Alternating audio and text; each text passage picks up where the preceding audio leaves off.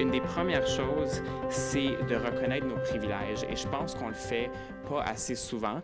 On est privilégié de par notre genre. On est privilégié dans plusieurs sphères qu'on ne le réalise même pas. Et je pense que c'est important d'avoir cette réflexion-là et de réaliser qu'on est dans une situation hautement privilégiée. C'est sûr que, oui, évidemment, des hommes peuvent vivre des oppressions. C'en est ça, puis ça, j'en fais partie également. Mais je pense que c'est important de quand même reconnaître où sont nos privilèges, où sont nos forces, et aussi d'assister à un exercice de disempowerment. Avez-vous déjà entendu ça, le mot disempowerment avant? Le mot empowerment, ça vous dit quelque chose? C'est le contraire. Donc, on est automatiquement en situation de empowerment comme homme. Bien, il faut travailler sur ce privilège-là, puis un peu se descendre à un autre niveau.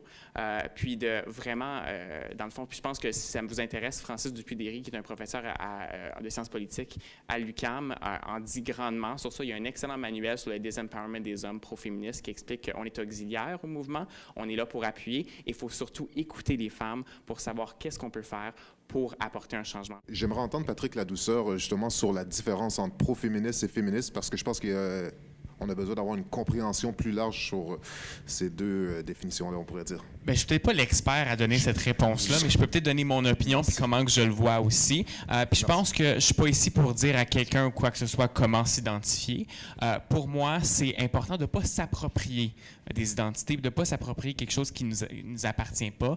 Et ça va pour quoi que ce soit. Je suis un allié aussi du mouvement des personnes racisées.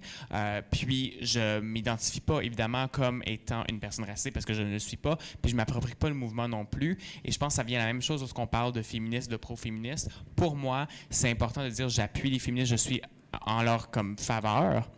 Mais je ne suis pas ici pour prendre leur place et pour parler à leur place. Je ne vais jamais être à l'avant dans une manifestation. Je vais être à l'arrière où les féministes veulent que je suis. Puis c'est pour ça qu'il y a une importance, une distinction à faire, selon moi, entre être féministe et pro-féministe.